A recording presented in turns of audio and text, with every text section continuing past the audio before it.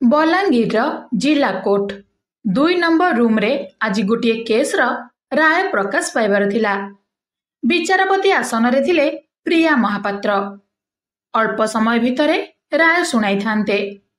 ହଠାତ୍ କାଠଗଡ଼ାରେ ଛିଡ଼ା ହୋଇଥିବା ପ୍ରୀତମ ମହାପାତ୍ର କେମିତି ଚିହ୍ନା ଚିହ୍ନା ଲାଗିଲେ। ଟିକେ ଅଟକି ଯାଇ ପ୍ରିୟା ମନେ ପକେଇବାରେ ଲାଗିଲେ। 2 ବର୍ଷ ତଳେ ପ୍ରୀତମ ପ୍ରିୟାଙ୍କୁ ବାହା ହେବା ପାଇଁ ବରଯାତ୍ରୀ ନେଇ ଆସିଥିଲେ।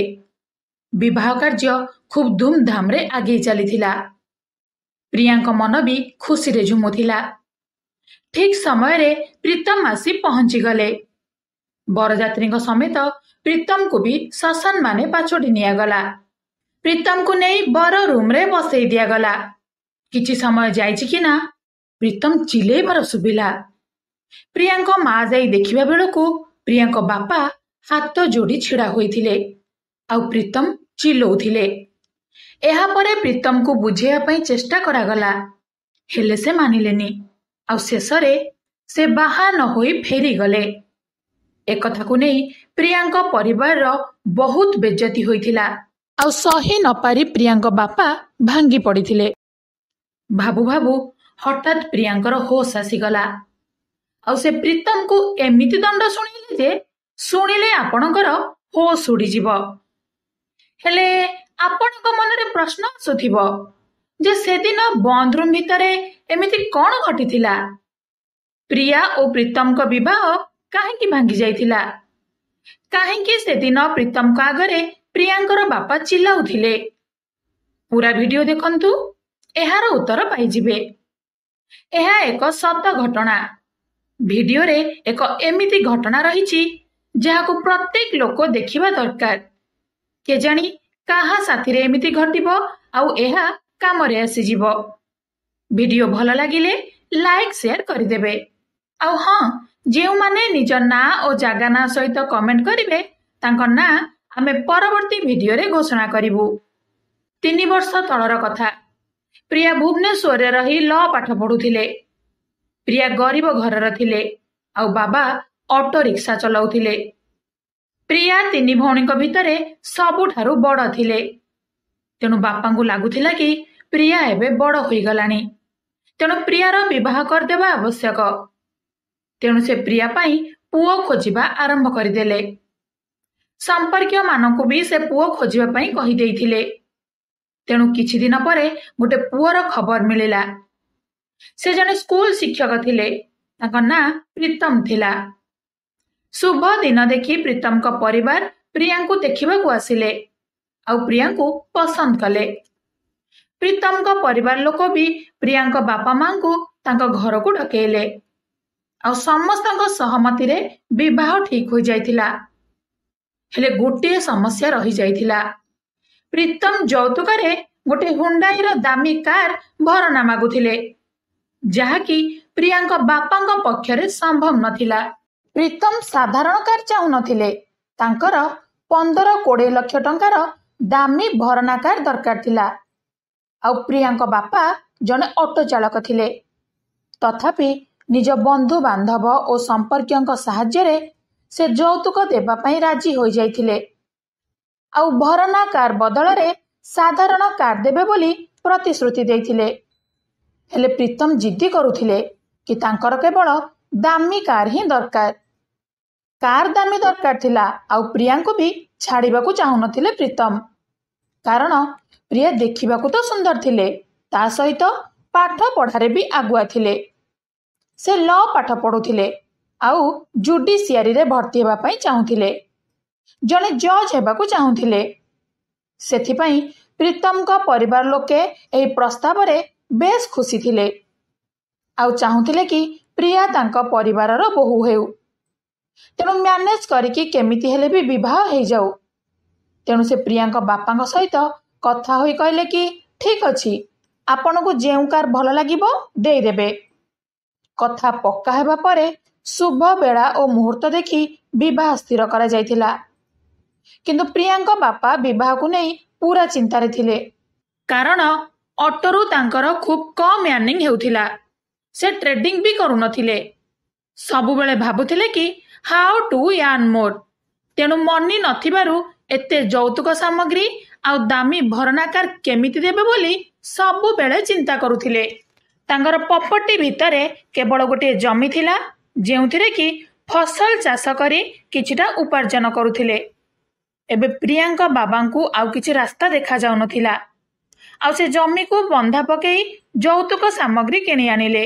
ଆଉ ଜମା ଟଙ୍କା ସହିତ ଋଣ କରି 5 ଲକ୍ଷ ଟଙ୍କାର i20 କାର ନେଇ ଆସିଲେ। ସେ ଭାବୁଥିଲେ କି ପ୍ରୀତମ ସରକାରୀ ଶିକ୍ଷକ ଥିଲେ, ଭଲ ଦରମା ବି ପାଉଥିଲେ, ତେଣୁ ଏତିକି ତ ଯୌତୁକ ଦେବାକୁ ପଡ଼ିବ। ଆଉ ପ୍ରିୟା ବି ବାହା ହୋଇଗଲେ ସେଠାରେ ସୁଖରେ ରହିବ। ଏସବୁ ଭାବିକି ପ୍ରିୟାଙ୍କ ବାପା ଶରତ ବାବୁ ଜମି ବନ୍ଧା ପକେଇ ଏସବୁ କରିଦେଲେ। ହେଲେ ପ୍ରିୟା ଏସବୁକୁ ବିରୋଧ କରୁଥିଲେ।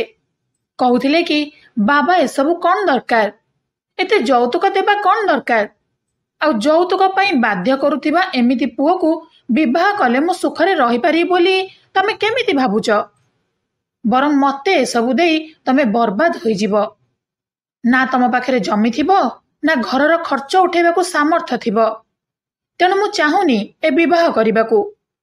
ହେଲେ ଶରତ ବାବୁ ପ୍ରିୟାଙ୍କ କଥା ଶୁଣିଲେନି, କାରଣ ସେ କେବଳ ଚାହୁଁଥିଲେ କି ପ୍ରିୟା ତାଙ୍କ ଶାଶୁ ଘରେ ଖୁସିରେ ରୁହନ୍ତୁ।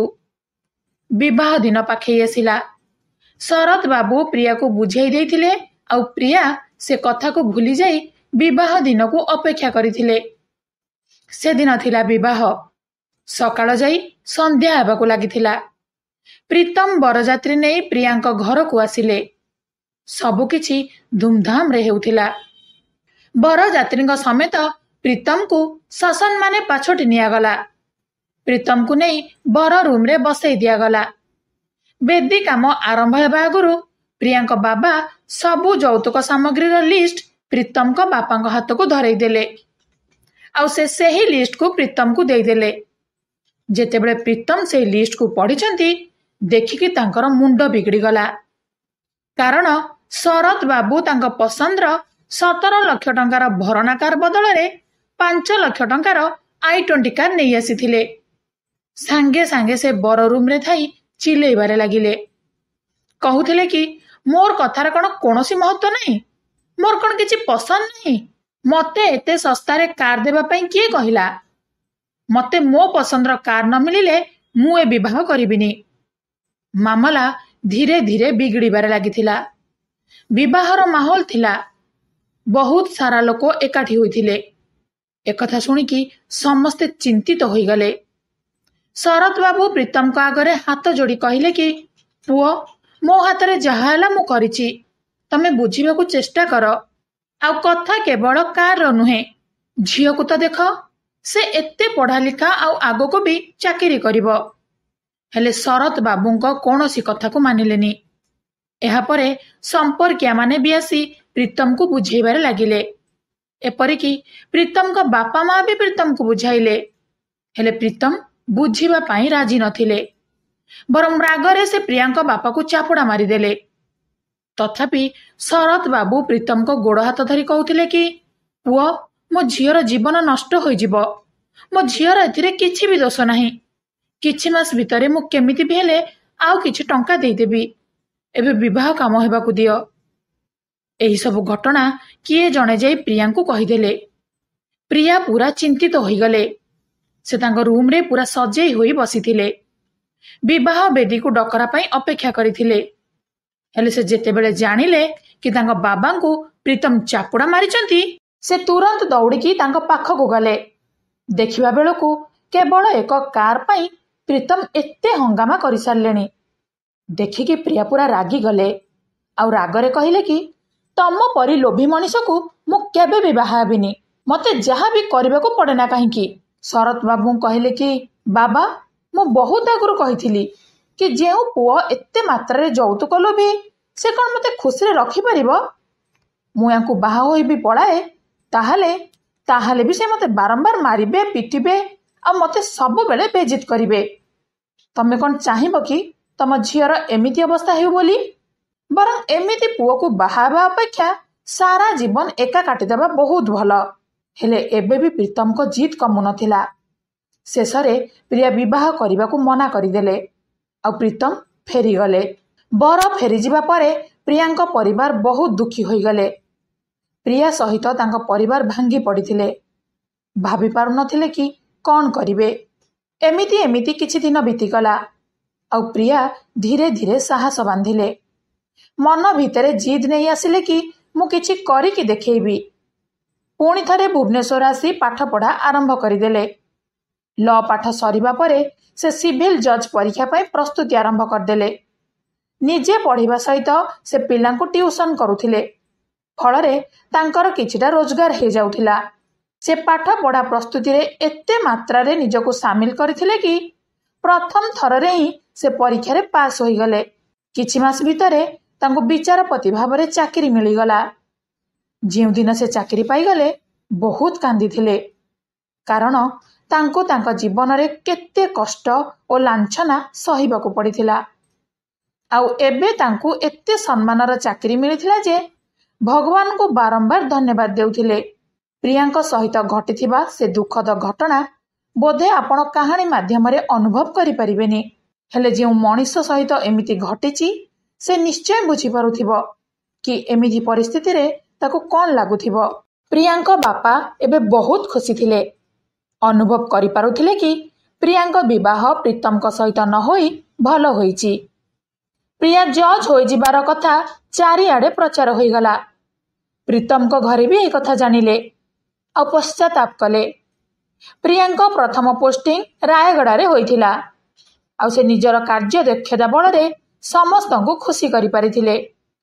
କିଛି ମାସ ପରେ ପୁଣି ତାଙ୍କର ବଦଳି ବଲାଙ୍ଗୀର ହୋଇଯାଇଥିଲା। ଥରେ ତାଙ୍କ ପାଖକୁ ଜଣେ 65 ବର୍ଷର ଅସହାୟ ବିଧବା ସ୍ତ୍ରୀ ଲୋକ ଆସିଲେ। ସେ ବିଧବା ସ୍ତ୍ରୀ ଲୋକଙ୍କ ଜମିକୁ ପଡ଼ୋଶୀ ଲୋକମାନେ ହଡ଼ପ କରି ନେଇଥିଲେ। ଆଉ ତାଙ୍କ ପାଖରେ ସବୁ କାଗଜପତ୍ର ଅଛି। ହେଲେ ସେ ଲୋକମାନେ ଜୋର ଜବରଦସ୍ତି ତାଙ୍କ ଜମି ନେଇଯାଇଛନ୍ତି। ଆଉ ତାଙ୍କୁ ଡରାଉଛନ୍ତି, ଧମକାଉଛନ୍ତି। ସେମାନେ ପଇସା ବାଲା, ତେଣୁ ମୁଁ କିଛି କରିପାରୁନି। ଆପଣ ମୋ ସାହାରା, ଆପଣ ହିଁ ମୋତେ ନ୍ୟାୟ ଦିଅନ୍ତୁ। ପ୍ରିୟା ସେ କେସ୍ର ବିଚାର ଆରମ୍ଭ କଲେ। ସରକାରୀ ଅଧିକାରୀଙ୍କୁ ଡାକି ସେ କାଗଜପତ୍ରର ଯାଞ୍ଚ କରାଇଲେ। ଯାଞ୍ଚ ପରେ ସେ ଜମିର ପ୍ରକୃତ ମାଲିକ ସେ 65 ବର୍ଷର ଅସହାୟ ବିଧବା ମହିଳା ବୋଲି ଜଣାପଡ଼ିଗଲା।